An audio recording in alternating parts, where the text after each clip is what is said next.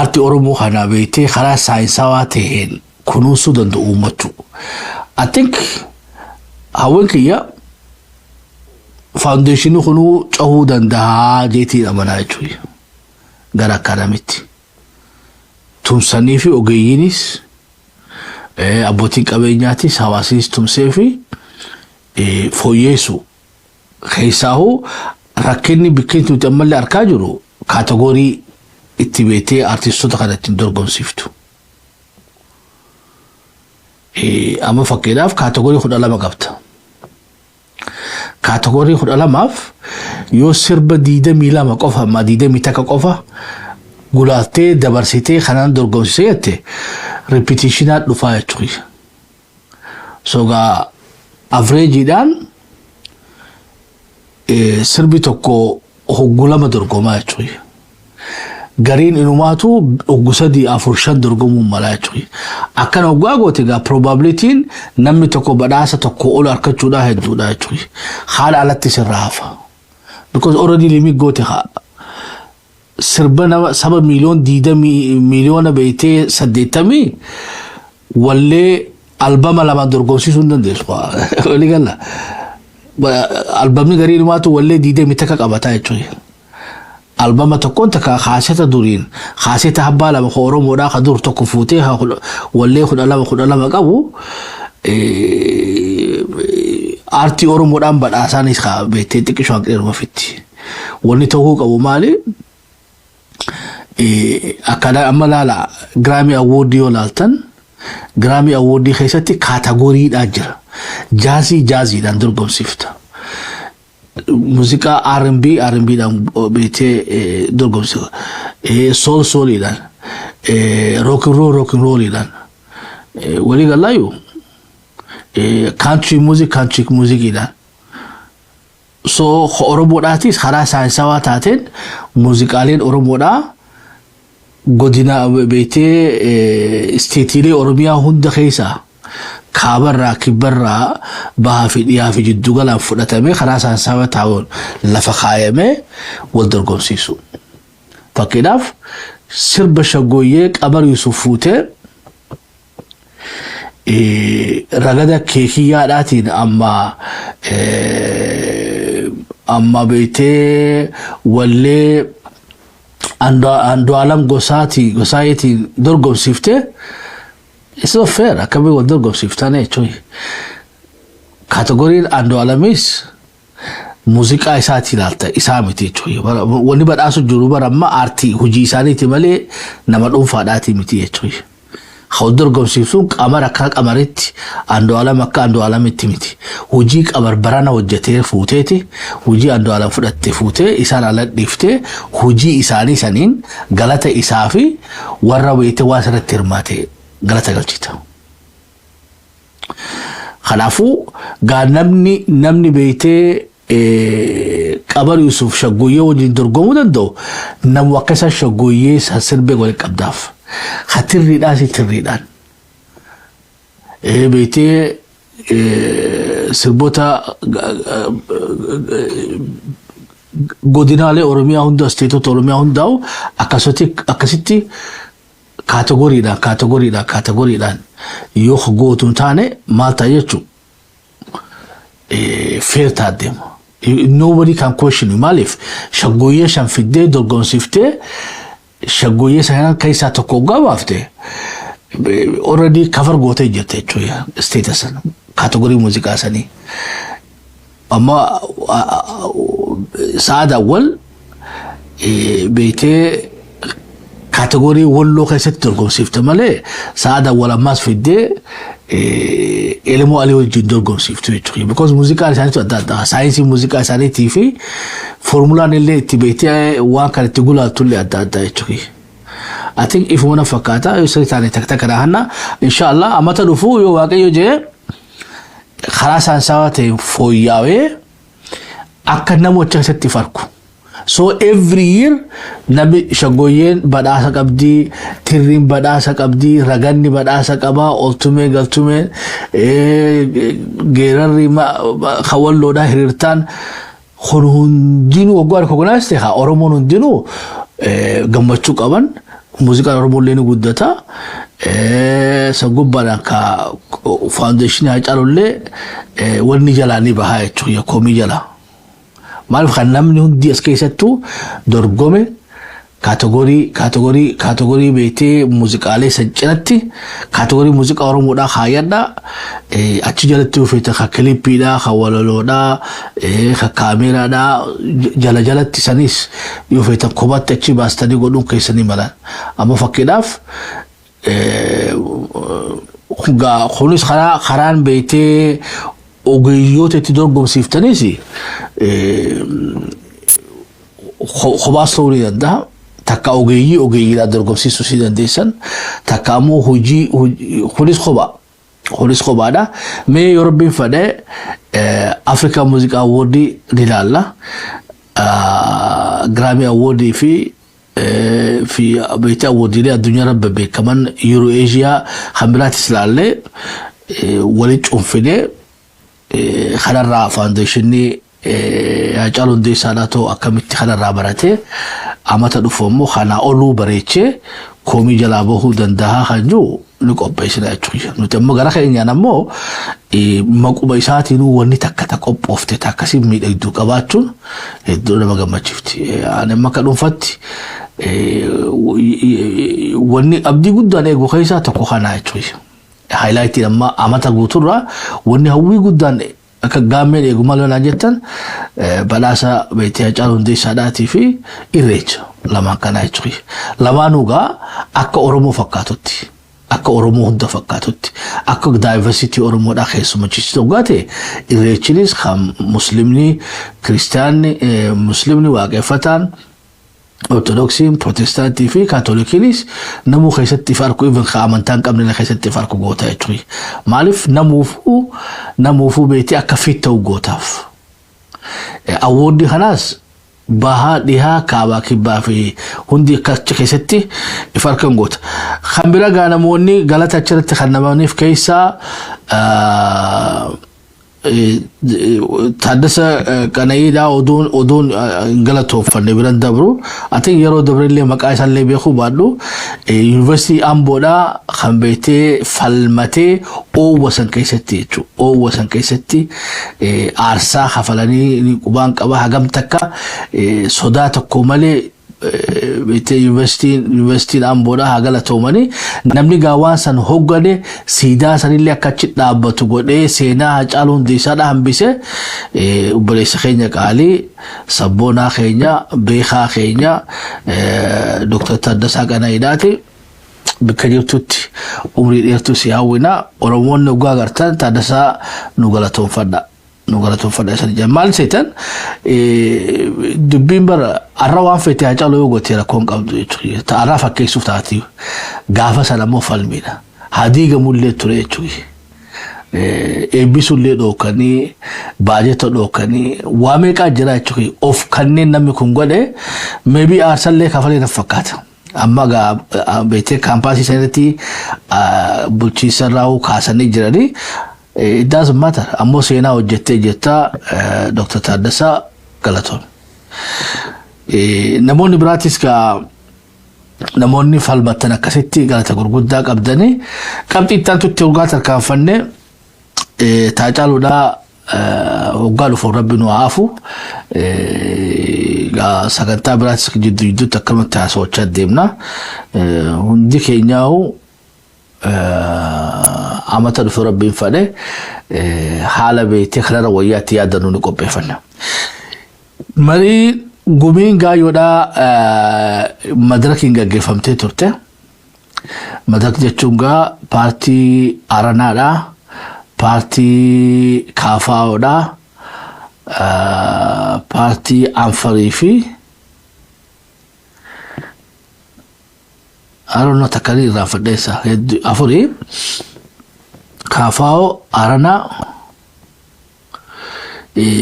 parti afuri anyway sabafi sablamida gurmu isani rattiga akkasitti teessoo godhatanii teessoo isani rattiga filatanii jiranii hogganaa filatanii itti aanallee godhatanii jiranii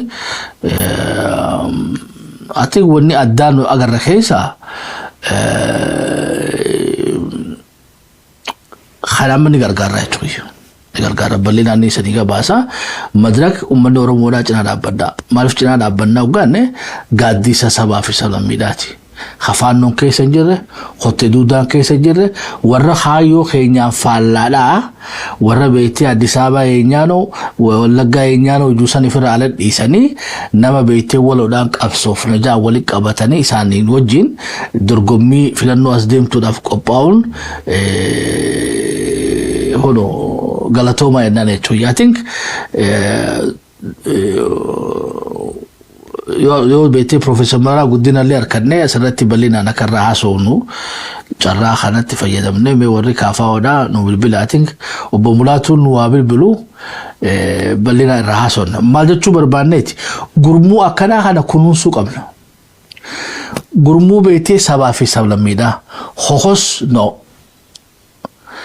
waan nama kaayyoon tinya walitti deemnetti beete bishaanii bizeetoo lillaa qoomati soo arra kaafaa'oon kililii dhaamsa jabaa dabarsite jechuudha abroonnot keessa jirtu kaafaa'oon kanatti adda baafan abroonnot keessa jirtu soo gurmuun kaafaa'oodha gurmuu sabaa fi sablammiidhaati nuti sabaa fi sablammii hojii qabsaa'uu ni barbaanna nama kaayyoo akka keenyaa qaban nama nutis mirga isaaniin tuyne isaas mirga keenyan tuyne waliin beete qabsoo siyaasaa taatu qabsoo diplomaasiidha qabsoo miidiyaadha ta beete dijitaaliidha ta daayiloogiidha ta beete bifa hundaanuu rogo hundaanuu sabaa fi sablammii ubbaleen keenya wajjin harka wal qabannee qabsaa'uun ni feena jechuudha atlik madrak balliftaniitu odoo jaarmoo sabaaf sablammii biralleetti daattanii ni feena gurmuun biraatis addi bilisummaa Oromollee ka sabaa fi sablammii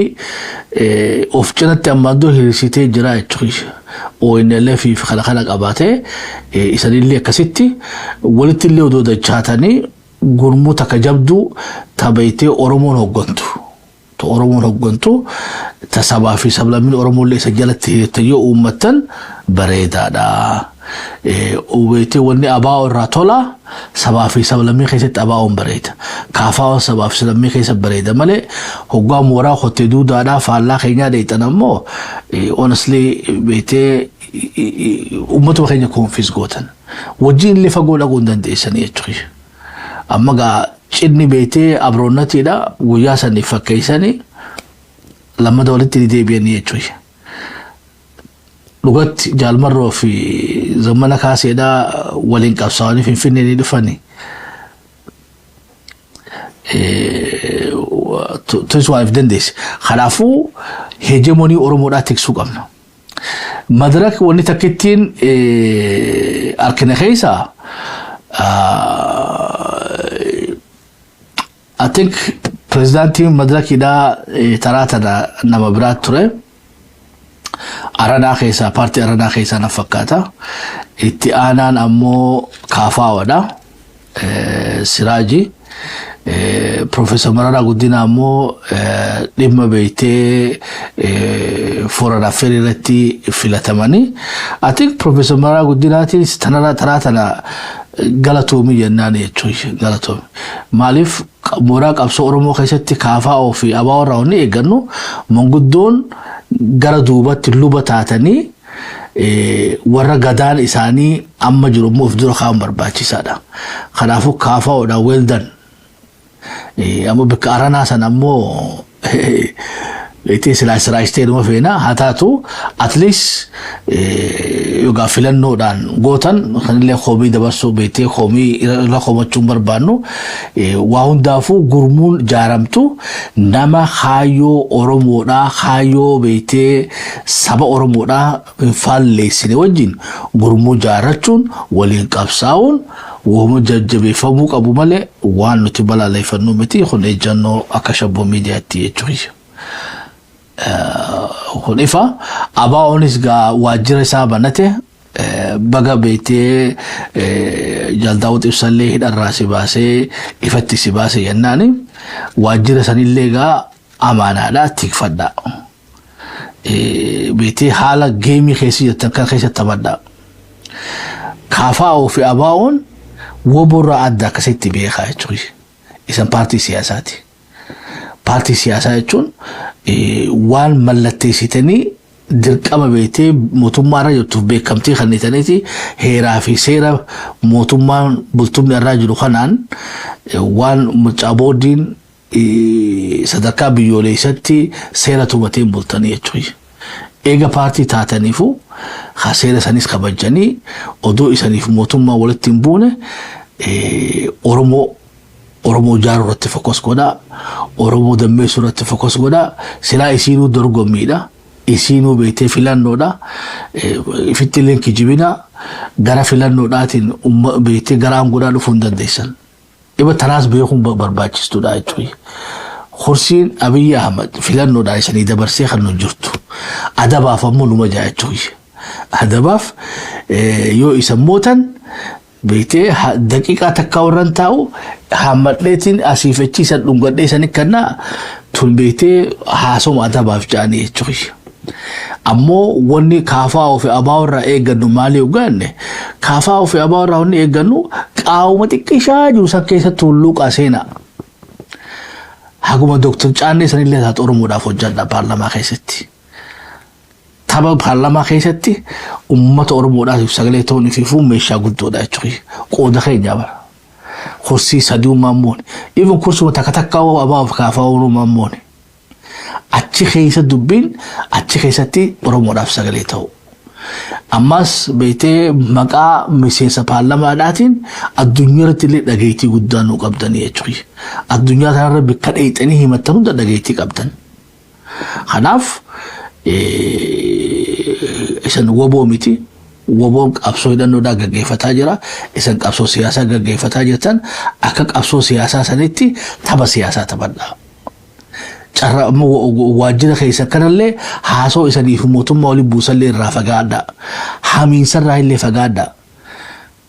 Nama achi dhufee khulbar sabboonummaa miti jechuudha. Siyaasaa waajjira kee cufsiisu dalaguun abshaalummaa natti hin fakkaatu. Waajjirri kun banaa ta'ee waan garatti dhiifattee beetee uummata kee uummanni kee irraa waajjirri kun banameetu arkuun isaa dhufee isan dubbisuun isaa Khunu hamilee saba keenya jaara jechuudha. Uummata keenya qindeessa, uummata keenya jaara. Haguma Geetaachoo beete Geetaachoo irra bar paartii isaa jaarratee isan booda dhufetti isan dura deemaa jechuudha. Kanaafuu isan umrii guddaa qabdan, seenaa guddaa qabdan, uummanni Oromollee abshaala taatanii fi waan paartiin siyaasaa Oromoodhaa hojjechuu dandeessuu fi waan waraanni bilisummaa Oromoo hojjechuu danda'u adda baafnee beekuu qaba akka uummatattis. Mooraa beetee abaawoodhaa dheeyxanii daawun gootanii huncufsiisina. Achi dheeyxanillee namatee namootummaa paartii siyaasaati filannoo as deemu kana keessatti addi bilisummaa Oromoodhaa akkamitti miseensisaa kana dummeeffatee dorgommii itti aanu san keessatti at least beetee kursii 10 waa ta'u 15 waa ta'u yoo itti mootummallee ta'uu dadhabne. Eeba kan mootummaan hin jirtu jechuudha fakki jibuun qabnu. Uummanni Oromoos dhugaafitti filannoodhaan beetee araakiloo seenuun hin jirtu. Ammoo filannoodhaan beetee paarlamaa seenuun hin jirti. So abaa'oo dhiibnee kursii 3 fi 4 5 nu hanu seenu qabsoo siyaasaa nu deemaa jiraachuu qabsoo dippiloomaasii nu gaggeeffamu. Oduun siyaasaa ta'uu hin dandeessu. Kanaafuu beetee siyaasaa waajjira namarraa cufsiiftu, siyaasaa miseensa namarraa ajjeesiftu, siyaasaa miseensa namarraa beetee hiisiftu dhiisa. Miseensa kee diffeen godhuu hin dandeessu harka keessan qullaa. Kanaafuu naamusa jabaadhaan tarsiimoo ajaa'ibaatiin piipitaa isaniin jennu kaafaa'oon kaayyoo teetirratti cichi carraa uumsii kan namte hundaanuu uummata Oromootiif qabsaa. Abaa'oonis akkasi. Waajjira abaa'oodhaa har'a baname amala ta'uudhaan kabiraatiin dubbansiifachuu dandeenya. Khatti aanus. Kaafaa'oon of keessatti dorgommii as deemtuudhaaf dargaggeessas baasa. Daawud Ibsaadhaa nu beetee silaama akka kiyyatti paarlamaadhaaf dorgomu silaabattee urgeessaadhaatu asiin malaa jechuudha. Laal siyaasaa wallaaluun battee nu harka nyaachiftee jechuudha. gurmuu kottee duudaa keessatti argamuu fi beektee amala sirnaarra jiru kana beekuu qabna. Jaal Daawud Ibsaadhaa hidhamuu waan nu fayyadu hin qabdu. Arra mana hidhaa san keessaa bahee waajjira keessa taa'uun ammoo hamilee uummata Oromoodhaatiif horaa jechuudha. Hoggoroonni keenya torban mana hidhaa san keessa dhumuun maal faayidaa nu godha? Arra bahuun isaanii tun maatii isaaniitiifillee nuufillee abdii guddaadha jechuudha. Sogaa ammas jalaa miliqaa malaan bishaan waddan jaan malaan sirna arra jiru kan wajjin waan paartii siyaasaa taataniif malaan odoo frustrating taane odoo miraan hin hoogganamne mariidhaan karoora yeroo dheeraadhaatii fi yeroo gabaabaa qabatanii kan jiddu galaa qabatanii karoorri yeroo gabaabaadhaa paarlamaa seenu karoora faleenu dorgomtanii odoo mootummaan hamanne carraa isanii hamtan galatoonfattanii odoo kursii takkaa mootanii satakkitti sanuu gamna taatanii qabatanii seenu. Kursi dhibba moo'e yoo dhibba sannaan kanine beeteenii aaca barbaadeeroo amma siimna jechuudha. Horoju arakiloon ati beetee karaa filannoodhaatiin seentu hin jirtu. Yoo beetee gooliin adda bilisummaa Oromoodhaa beetee arakiloo seenuu Abiyyi irraa aangoo fudhachuu taate karaan gabaabaan adeeroo marroo dirribaa biratti beetee achi galu qabsootee dhufu dhiibdee dhowtee cabsitee seenu. Yoo akka siyaasatti taate akka siyaasatti beetee waan guddoo isaa dhiisaniituma ta'irraa hafte sanuu gamnummaadhaan irraa fudhachuudhaan isan hin jenne jechuudha. Baga waan visible ta'e waan beetee probable ta'e waan galmaan gahuu dandeenyu godhuu dandeenyu arkachuu dandeenyu arkachuu malee hogguu amata shanan san dhabne. Foddaan mata bara amma 2018 irraa amma 2026 yoo gaafuudhanne soga 2000 amata 8 uummanni Oromoodhaa paarlamaa Itoophiyaa keessatti sagalee qabu jechuudha. Shanan itti aanu sanis gaayoo amma jennee isaanuu harkaa dabarte amata 13 Oromoon Dr. Caallumaatu achirraa beetee taphataa jechuudha hawaasa isaaniitiif. Sabni hundis dorgomee seenee jira yeroo let's be honest. Somaaliin achi keessa jirti nama achi keessa jira. So seenaa paarlaamaa seenaa dorgoma ammoo tambeetee jijjiirama bu'uuraa san warra hidhatuuf dhiisa. Warra hidhatu cabsee haaseenuu jechuun yaa falmatu. Isanoo hojii siyaasaa dalagaa. Hojii siyaasaa waajjira sanirraa cufsiifne miseensa sanirraa niisifne miseensa sanirraa najiisifne paartiidha isan. Paartii jechuun beetee seeraa fi heera achitti uumame saniin taphadhaa odoo maanuun xuuyne ati kanaa ol gawaatti deemuun faayidaa qabdu jennee iyyaan. Lolli faan lolaa akkuma itti fufee jira. Lola cimaa deemaa jira. Meegaa torbaan kana keessatti ilaalame torbaan lamaan as deemu kana keessatti karoora mootummaan baafatteen faannoon qabsoo isii galmaan gaatti woon gaattu mootummaa irra aanamoo irra naannoon ilaalla. Ammoo faannoo dursuun abshaalummaadhaa jenna. Yoo faannoon beetee hacabxu taate gurmuun shaabiyaatiif wayyaanidhaa waa takka nu godhuu hin dandeessu jechuudha. Gaachanni sirnaa isaaniif dura kaanii Finfinnee dhufuu deeman jara kana. Kanaafuu jara kana waan sadeen lafa kaayyattan san yoo gootan dubbii dhumatte. Tokko beetee dirree leenjii isaanii bakka itti leenjifatan hanqisu kuusaa meeshaa isaanii hoggansa isaanii yoo waan sadeen kana military objective jedhan kana amma military objective keessan kana yoo galmaan gahattan taate waan guddaadha. Hiriirallee baasuuf deettanii sanillee waan rakkoo beektu godhuun qabu jechuudha. Mirgangala qaamni kamuu faannoo irratti shaabii irratti wayyaan irratti qabsaa'u mirgaan haa galuudhaan gaa sagantaa keenya xumurannaa. I think TPLF illeen sanis baluu yeroo bijee bal'inaa isanii gabaasaa Taaddasa Waradaadhaa siyaasaan Tigraay iddoo sadiitti jenne pro shaabiyaa faannoo pro Pretoria fi pro federaal sadeen kana mooraa sadeen kana mooraan jidduu jirtu barzaqa tayennu tamma walakka jettu mooraa beete pro Pretoriaati. Pro Pretoriaan amma xiqqisho karaa wanni cillaafataa deemaa jirti. Karaa beete pro faannoo fi shaabiyaadha. Kun khamar kitan warra beete ammaan dura lola keessatti du'e iddoo gaafa sagal lolorratti waan du'aniif qabri yeroo jiddu galeessaa takka taabeete tayeroodha iddoo yerootti jaallan kufesan awwaalatanii biraa deemanii saniga amma baasanii sirnaan kabajaan awwaalatanii jechuudha. I think tunga waan isaan nu caalaniin keessaa tokko kana jechuudha. I think jaallan keenya khashini gaasan dhiroo qabri isaanii ni beeyna.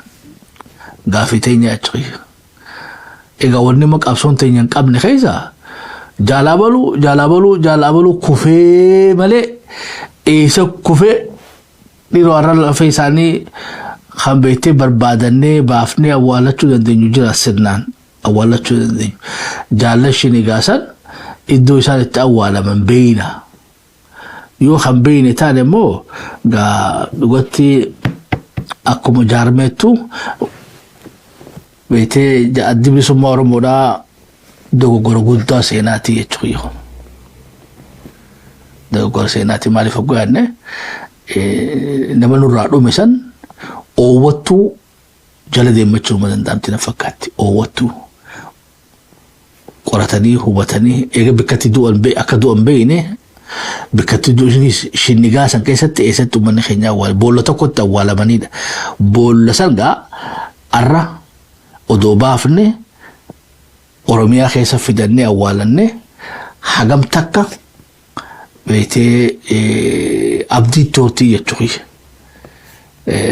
So beekee isaan nu dubbisa namoonni beetee qabri shini gaasan beeytan yoo jiraattan nu dawwalaati lafee gootota keenyaa san baafne Oromiyaa keessatti awwaalannu sagantaa keenya xumuranna. Bakka irratti itti guutaa bakka tokko goree sirreessaa isa mufachiifne nu uffacha haga qophii tana fakkaatu walii dachaanutti hedduu seen jaalanna nagaa waaqaa keessan tura. Thank you.